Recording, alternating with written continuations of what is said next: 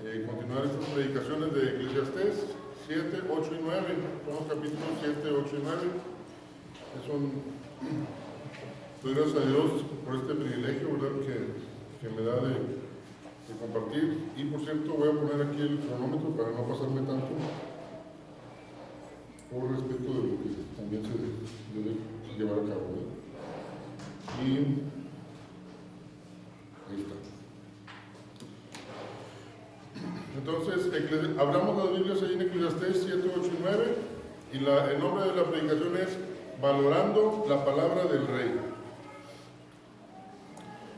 Y hermano, si tú y yo, si viviéramos en la época de los reyes del Antiguo o del Nuevo Testamento, o de la Edad Media, ¿verdad?, y que nos mandara a hablar un rey a su palacio y nos quisiera dar un mensaje, ¿iríamos?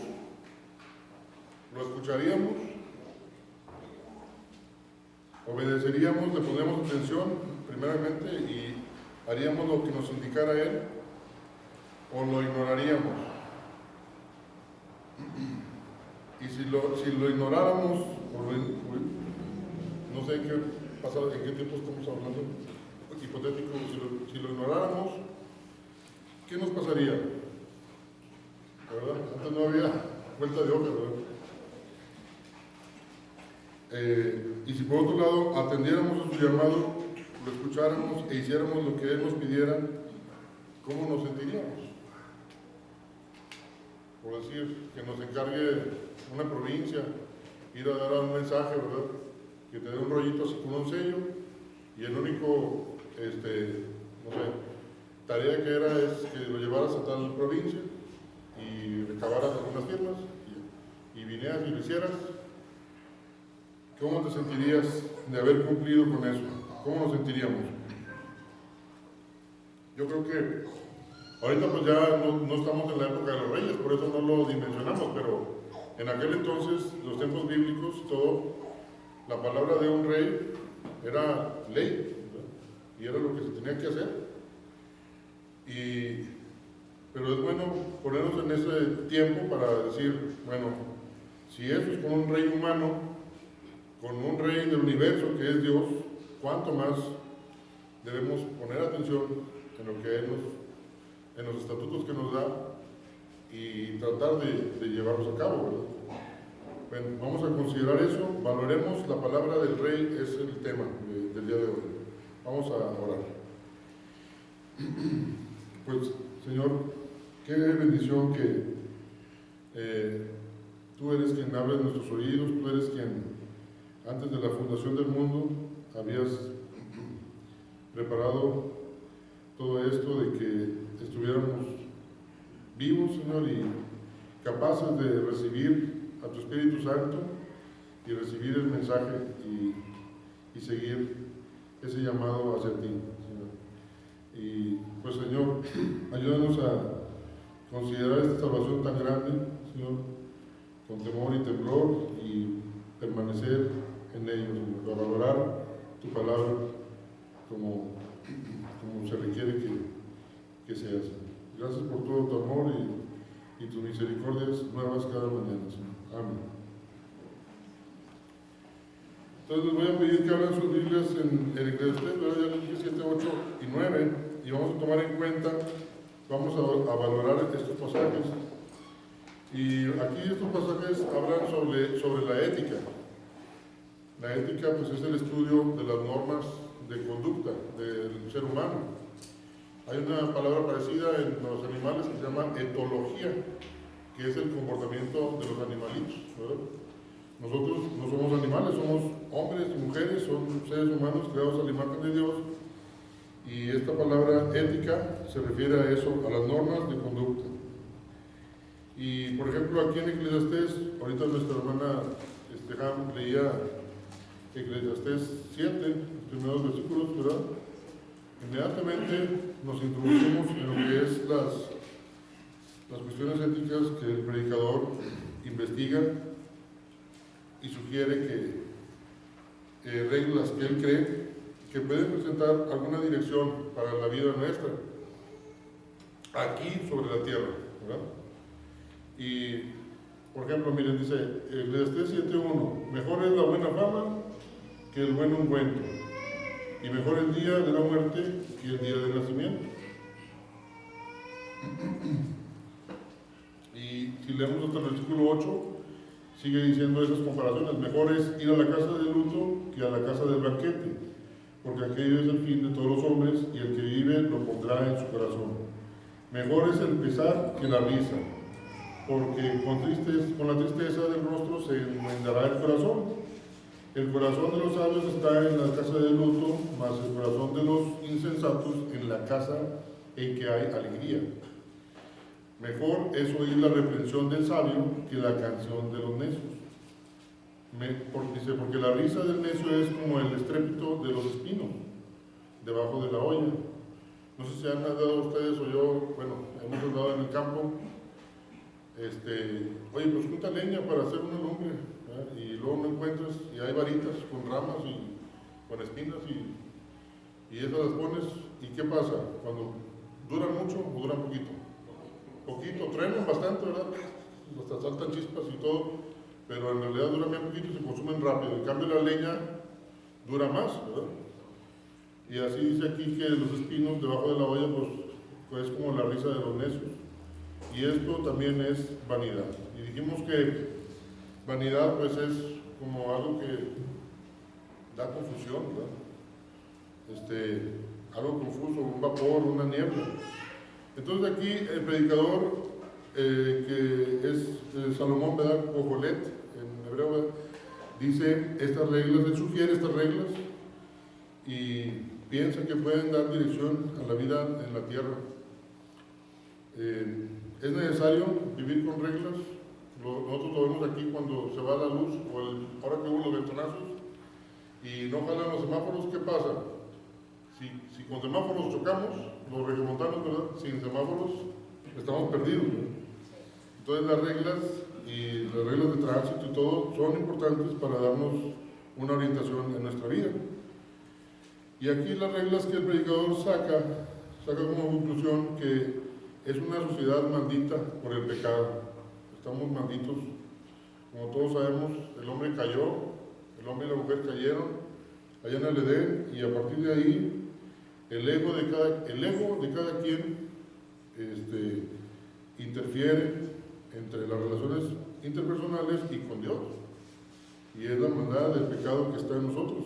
Entonces, el predicador sabe que la sociedad está maldita por el pecado y una persona debe actuar prudentemente, como lo acabamos de leer ahorita, y aprender a ajustarse a las imperfecciones que existen aquí y ahora. Vamos a leer 7:15 al 17. Todo esto he visto en los días de mi vanidad.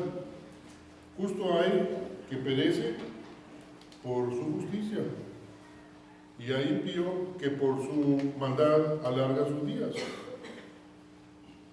Ahora dice, fíjense que dice el 16, qué curioso, dice, no seas demasiado justo, ni seas sabio con exceso, ¿por qué habrás de destruirte? No hagas mucho mal, no hagas mucho mal, ¿verdad? Hasta puede uno pensar, entonces no hago mucho mal, hago poquito. Puede uno pensar, ¿verdad? Dice, no hagas mucho mal, ni seas insensato. ¿Por qué habrás de morir antes de tu tiempo? Bueno, es que tomes esto y también de aquello, no apartes tu mano, porque aquel que a Dios teme saldrá bien de todo. Aquí, en el libro de Eclesiastés, muchos versículos hablan en una perspectiva como a la defensiva, ¿verdad? Y no tanto buscando, como en el resto de la palabra de la Biblia, ¿verdad? Pues que te acerques a la santidad extrema, ¿verdad? Como aquí podemos ver, no seas demasiado justo, no hagas mucho mal, como para adaptarse a las condiciones terrenas que el predicador estaba viendo. ¿Por qué? Porque lo leemos en el versículo 15, dice, todo esto he visto en los días de mi vanidad, justo hay que perece por su justicia, y hay impío que por su maldad alarga sus días. Y casi es como si el predicador estuviera aventando un round con Dios, ¿verdad? Diciendo, no, pues mejor vamos a hacerle así. Porque pues ¿cómo está esto? Que hay justos que mueren antes de tiempo y gente muy malvada que como roban y matan y se adquieren, por ejemplo, riquezas, oye, pues perduran más. Y eso es vanidad, también dice el predicador, ¿verdad? Eso, vanidad dijimos que es confusión, vapor, otra vez, o sea, no entiendo qué está pasando, pero bueno, mejor vamos a adaptarnos, dice el predicador, ¿no? Esboza esta conclusión defensiva.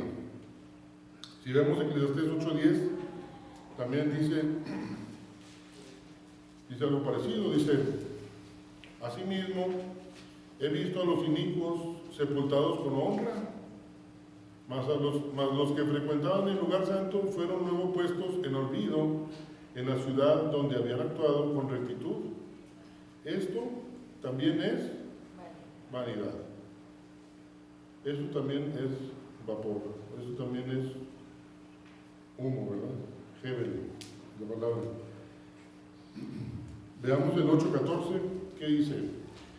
Hay vanidad que se hace sobre la tierra, que hay justos a quienes sucede como si hicieran obras de impíos, y hay impíos a quienes acontece como si hicieran obras de justos. Digo que esto también es vanidad. Y bueno, no sé si te ha pasado a ti o a mí, ¿verdad?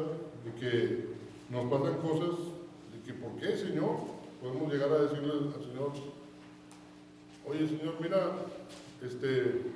aquella tal persona que por participar en un cohecho y ahora tiene un puestazo, ¿verdad?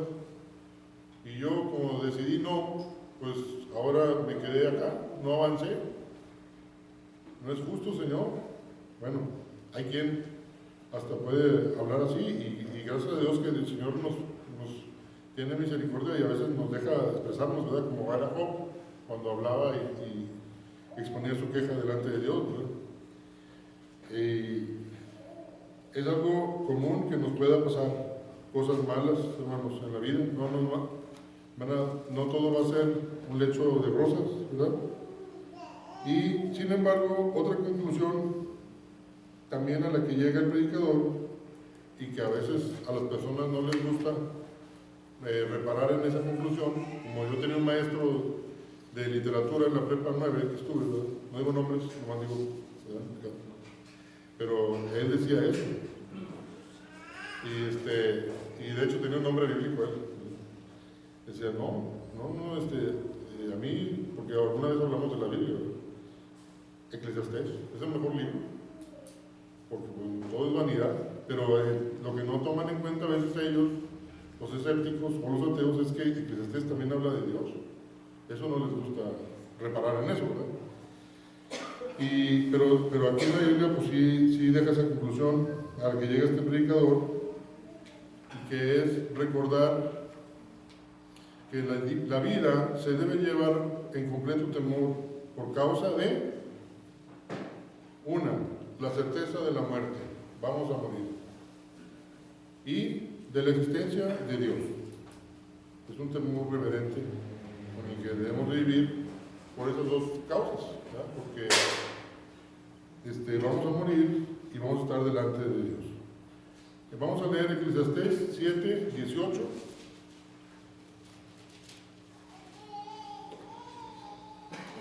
Dice, bueno es que tomes esto y también de aquello no apartes tu mano, porque aquel que a Dios teme saldrá bien en todo, ¿verdad? Y el 7:29 dice, he aquí, solamente esto he hallado, que Dios hizo al hombre recto, pero ellos buscaron muchas perversiones. ¿Quién tiene la culpa aquí, hermanos? ¿Dios o nosotros? Nosotros, ¿verdad? Y como ya hemos visto en algún estudio una vez, ¿verdad? Que fue de allá del Cordero Cristo, que era el Cordero y el León al mismo tiempo, muchos pecados han afectado a la humanidad y a la sociedad, y eso se deriva en problemas que ni siquiera alcanzamos a percibir, ¿verdad?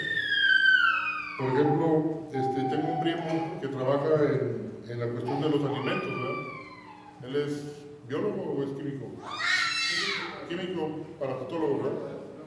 Y él checa, por ejemplo, a veces la leche, no digo marcas, ¿verdad? Pero, o así alimentos, y hay cierto criterio para que no tienen que tener tantos niveles de bacterias, o alimentos que tienen conservadores que no deberían traer, o así.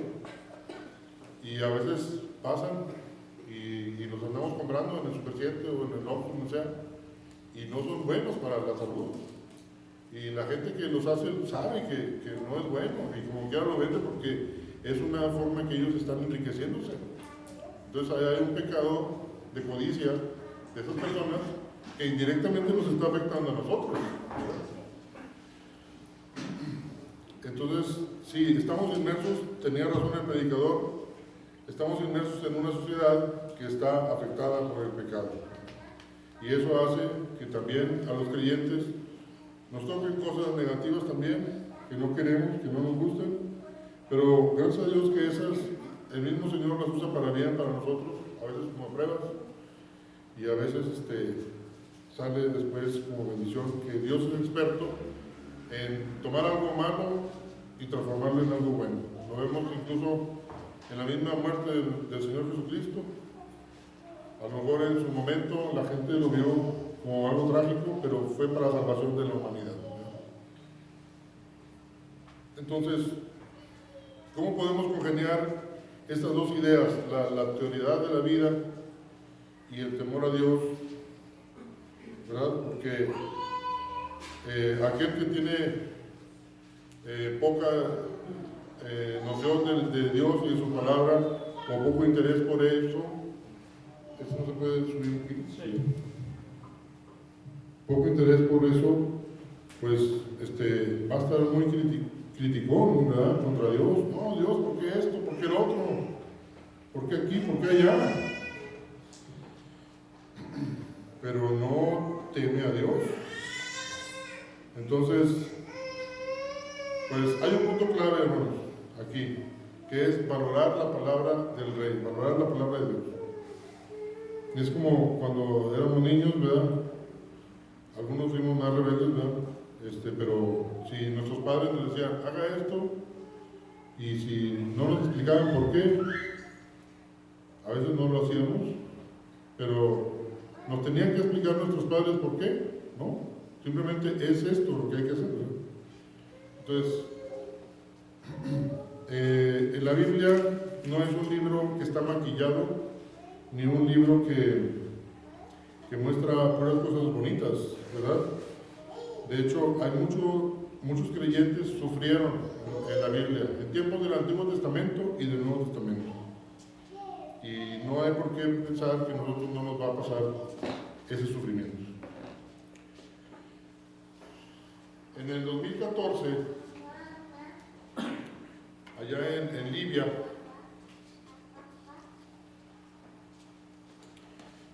unos hermanos, unos cristianos egipcios, iban regresando a su país, ¿verdad? Y eran cristianos coptos.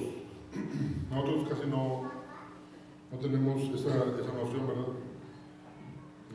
Pero es una rama, ¿verdad?, del cristianismo. Y ellos iban en una combi, o un vehículo tipo combi. Iban 7 personas, 7 hombres.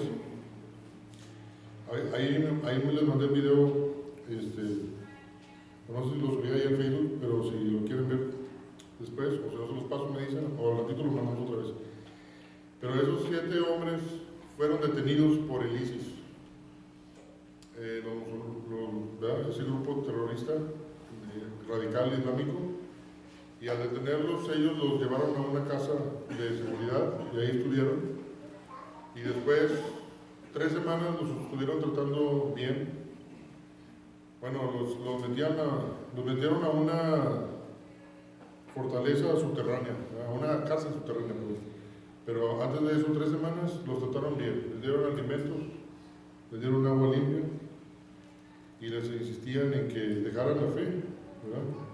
Que se hicieran de la religión islámica. Y ellos no, bueno, eran 20, después agarraron otros 13 y entonces ya eran 20, ¿verdad? 7 más 13, 20. Y luego se equivocaron y agarraron a una persona de color que era de Ghana, del país de Ghana, ¿verdad? Y hubo una confusión y ya eran 21, y entonces a él lo iban a liberar. Y, no, pues sabes qué, vete. No, pero verme, él les dijo con mucha valentía que Dios le dio, ¿verdad? El Dios de ellos también es mi Dios, yo también soy cristiano. Ah, no, pues quédate, tú te quedas, ¿verdad? Y se quedó. Entonces fueron 21 hombres. Después de esas 3 semanas, que ya no, que les insistían y todo, que se dejaran la fe y que nadie hizo caso, los tomaron y los empezaron a poner unas bolsas con arena mojada, unos costales que los arrastraron en la playa, bien pesados. Y si alguien se caía, lo golpeaban con las metralletas, con las cachas, ¿verdad? Y empezaron a decirle, uno de ellos volteó y dijo, no, la misma palabra de Dios dice que me odiarán a vosotros os odiarán por causa mía, dijo Jesús, ¿verdad? Y que permaneciera hasta el fin, ese será salvo. Y entonces le dijo, nadie te va a salvar, Nazareno, y le da un golpe, ¿verdad?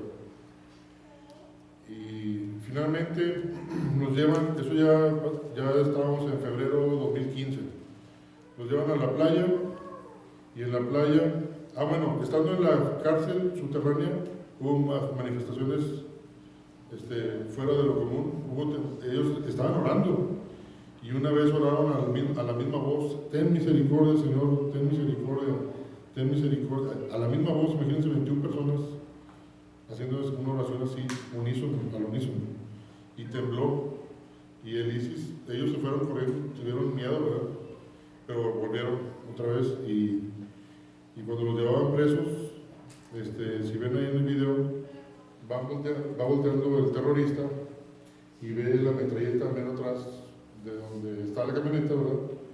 Pero en una de esas voltea y ve una tercera persona entre los dos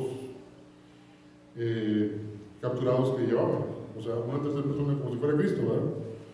Y ya cuando ya ha pasado todo el tiempo que ya los maltrataron y les echaban agua fría para que no se durmieran ahí en la cárcel, finalmente con todos los que sobrellevaron ellos, los llevan ya en la playa.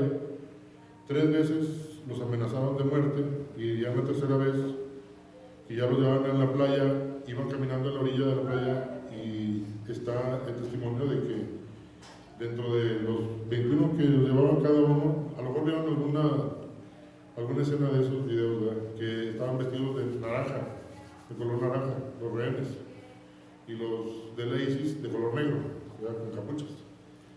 Entonces los llevaban cada uno, iban en la playa donde los iban a sacrificar, y había cambios de colores del ambiente, ¿verdad? Del cielo, y había sombras que se veían como ángeles, unos a caballo, otros con espadas, entre los mismos rehenes y personas que llevaban.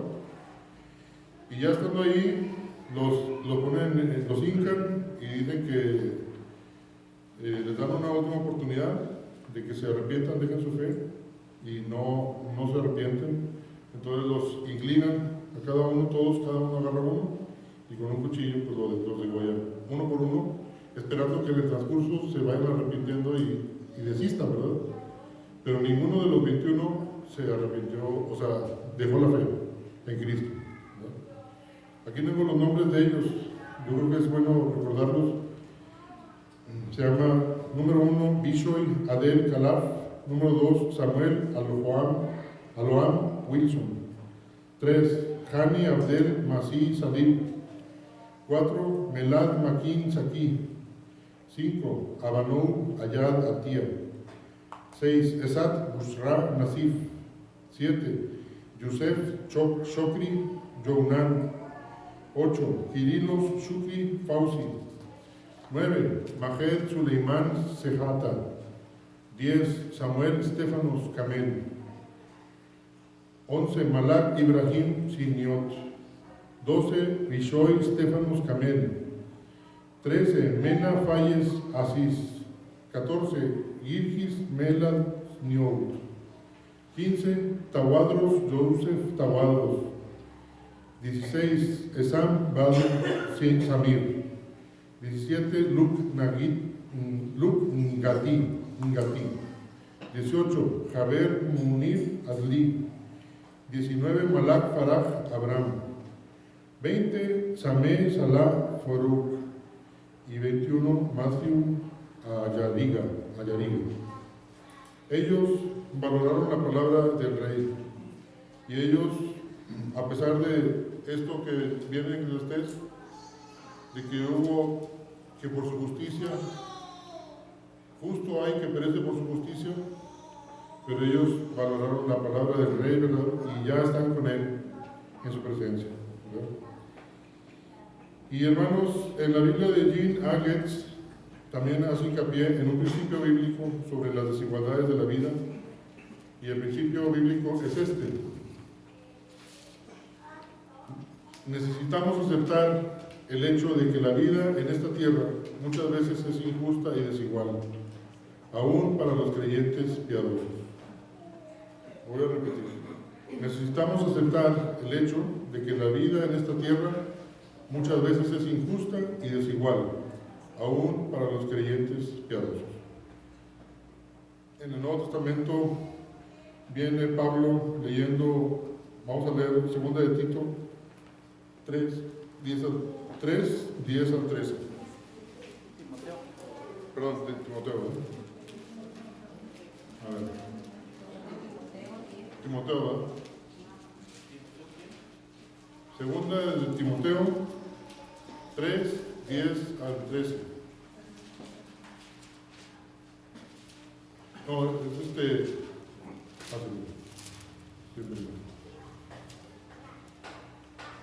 dice: pero tú has seguido mi doctrina, conducta, propósito, y esto tomémoslo para nosotros también, ¿verdad? Pero tú has seguido mi doctrina, conducta, propósito, fe, longanimidad, amor, paciencia, persecuciones, padecimientos, como los que me sobrevinieron en Antioquía, en Iconio, en Listra, persecuciones que he sufrido, y de todas me ha librado el Señor. Y también todos los que quieren vivir piadosamente en Cristo Jesús padecerán persecución.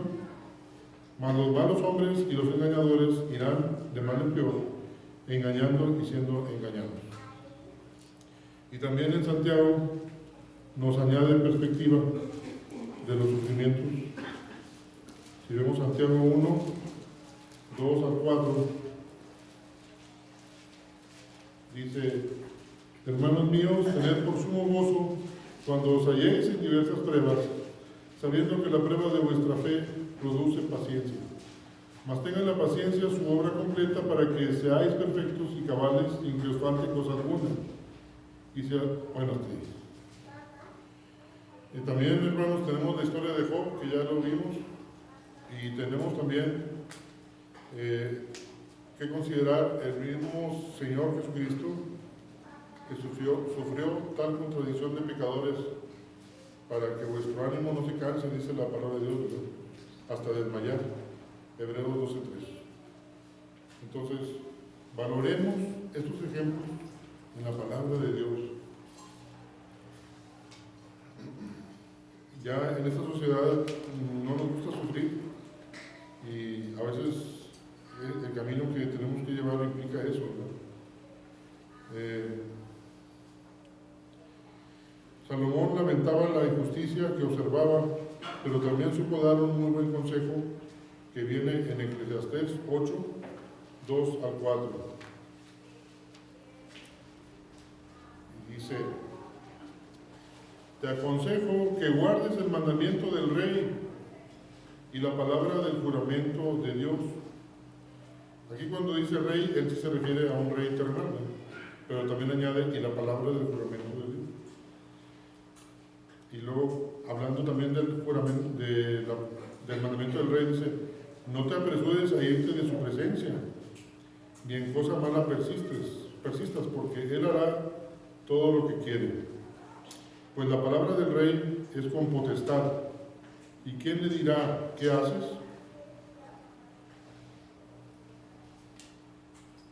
Antiguamente, cuando alguien entraba delante de un rey, al salirse, no podía darle la espalda al rey. Tenía que regresarse así como entró y nunca jamás darle la espalda al rey. Por eso dice aquí, no te apresures a irte de su presencia. Entonces, fíjense cómo Eclesiastés sí menciona a Dios, ¿verdad? Sí. Y ahora, hermanos, tenemos esa gran bendición de que estamos empezando ya leyendo la palabra de Dios estos meses con nuestro hermano José Martínez. Y esa es la palabra de un rey del universo, que es a la que tenemos que escuchar. Dice, pues la palabra del rey es con potestad. Y quisiera leer un escrito aquí de lo que implica la palabra, ahora que la vamos a estar leyendo, ¿para qué nos va a servir? Fíjense qué bonito está, dice, tan solo Dios es el verdadero soberano sin límites. Es rey en el sentido más absoluto. Y así debe ser, pues es supremamente bueno, sabio, justo, santo, etc. Como es el hacedor de todo, su dominio sobre sus criaturas es de derecho natural. Tiene infinito poder para cumplir su voluntad real. Aún en lo más íntimo es omnipotente. Consideremos esto. ¿Para qué nos va a servir la palabra de Dios? Para aumentar nuestro respeto a Él. Pensemos cuidadosamente en lo siguiente. Su palabra creadora, por la cual todas las cosas salieron de la nada. Su palabra preservadora, por la cual todas las cosas permanecen. Su palabra destructora, por la cual hace temblar cielos y tierra. ¿Quién puede permanecer ante Él sin temor, sin temblorosa adoración? El poder le pertenece hasta el más alto grado, pues cada una de sus palabras es palabra de un rey. ¿Para qué más va a servirnos la palabra del rey, la palabra de Dios, ¿verdad? Para asegurar nuestra obediencia?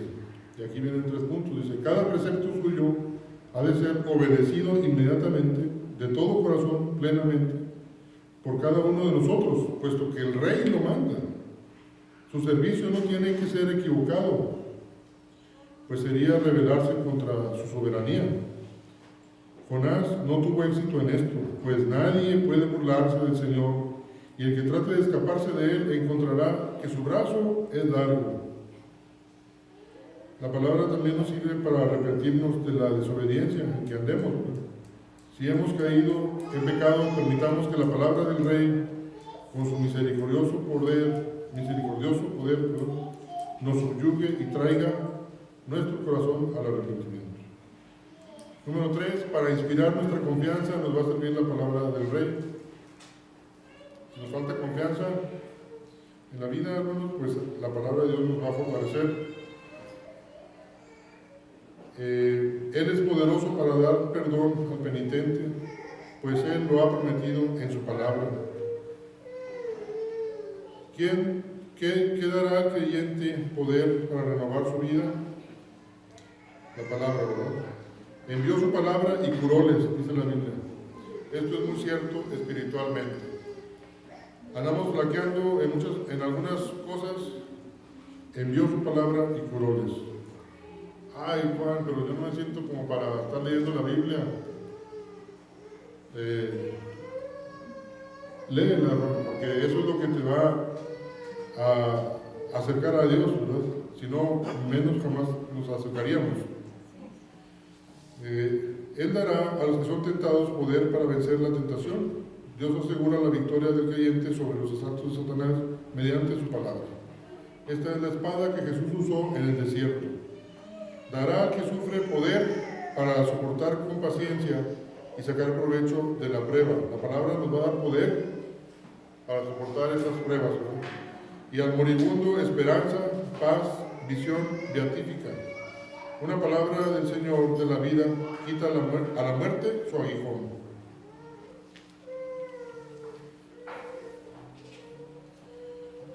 Ya les he dicho en otras ocasiones que un amigo me dijo, no sé dónde se fue, pero que si ves a alguien muriendo en la calle, ¿verdad?, y ya está por morir, acércate de su oído y dile: Dios mío, perdóname, Dios mío, perdóname, Dios mío, perdóname.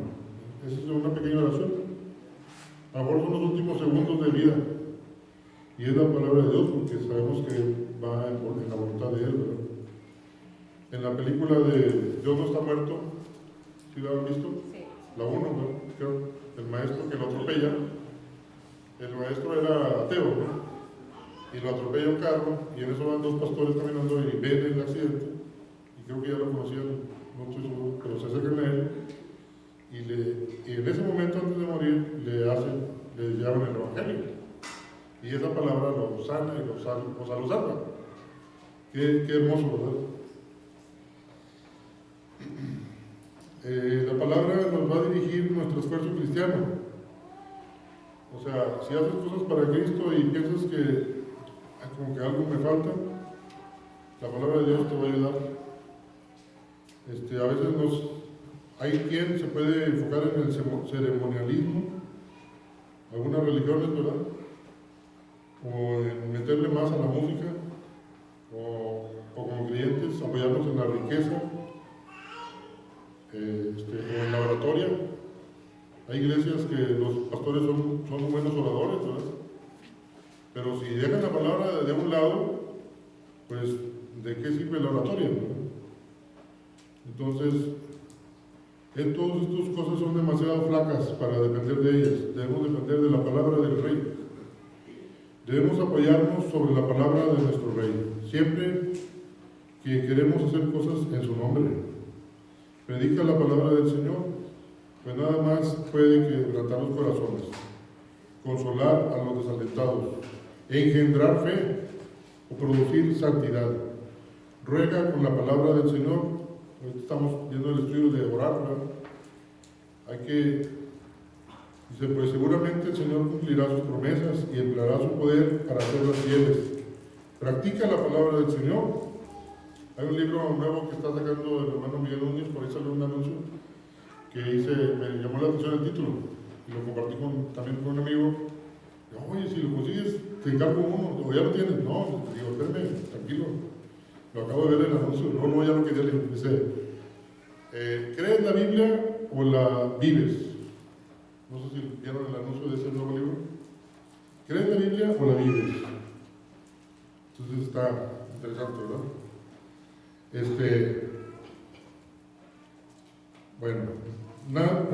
Practica la palabra del Señor, pues nadie puede engañar a quien vive de acuerdo con los preceptos del Señor, ante el cual el hombre y los diablos tienen que humillarse. Si has estado cayendo en engaños por las personas del mundo, vete a la palabra del Rey, para que te fortalezcas y no caigas en esos juegos de engaños, ¿verdad? Lee mucho esta palabra real. Ya lo vamos a estar haciendo estos meses, primeramente Dios, ¿verdad? Habla más que nunca de la palabra del Rey, que es el Evangelio de paz. Creed en la palabra del Rey Jesús y sed valientes para defenderla. Inclinaos ante ella y sed pacientes y felices. Esto lo escribió Spurgeon, como ya se están dando cuenta, ¿verdad? Que él sí vivió en tiempos de los reyes de la tierra y las reinas. Dice, inclinaos ante ella y sed pacientes y felices. En aquel tiempo también en Inglaterra, si no te adherías al rey, pues ya ven lo que le pasó a Juan Bunyan, ¿verdad? También en la cárcel, vamos, aunque no está haciendo nada malo. Bueno, ya para terminar, hermanos, 2 párrafitos más. Aguántenme tantito porque me gustó bastante esto. Ya no lo quise ni alterar para leerlos completamente como vienen. Dice, ningún lenguaje mueve los sentimientos más profundos de mi naturaleza como la palabra de Dios, y ninguna produce tan profunda calma dentro de mi espíritu. Realiza lo que ninguna otra voz puede hacer. Me conmueve hasta hacerme derramar lágrimas. Me humilla hasta el polvo. Enciende mi entusiasmo. me llena de felicidad, me eleva a la santidad. Todas las facultades de mi ser son afectadas por el poder de la palabra santa. Suaviza mi memoria. Hasta yo creo que sirve para el Alzheimer, para que no te dé tan temprana edad, ¿verdad? Alienta mi esperanza, estimula mi imaginación, dirige mi juicio, ordena mi voluntad y alegra mi corazón. La palabra de hombre encanta por un tiempo, pero se hace anticuada y pesada, perdiendo su poder. Es en cambio al revés con la palabra del Rey de Reyes, la cual me gobierna soberanamente, más prácticamente, más habitualmente y más completamente cada día. Su poder es para todas las ocasiones, para la enfermedad y para la salud, para la soledad y para cuando estoy en compañía, para sucesos personales y para asambleas públicas. Prefiero ser respaldado por alguna declaración de la palabra que por todos los ejércitos y navíos de las grandes potencias y aún de todas las fuerzas de la naturaleza, pues la palabra de Dios es la fuente de todo el poder del universo, todo el poder en el universo, y en ella hay una reserva infinita de poder. Entonces, te aconsejo que guardes el mandamiento, dice Eclesiastés, del rey. Pues la palabra del rey es con potestad. ¿Quién le dirá qué haces? Y aquí, pues nosotros sí pensamos en el Rey de Reyes, en el Señor de Señores, ¿verdad? Dios del universo. Terminamos con 1 Corintios 15, 58. Dice: así que, hermanos míos amados, estad firmes y constantes, creciendo en la obra del Señor siempre, sabiendo que vuestro trabajo en el Señor no es en vano. Si Cogelet o el predicador veía muchas inconsistencias en la vida y mucha vanidad, y para él todo era vanidad, ahora nosotros ya tenemos más luz espiritual y podemos ver que no todo es vanidad, que el trabajo en el Señor no es en vano, si estamos firmes y constantes creciendo en su palabra. Valora la palabra del Rey. Gracias.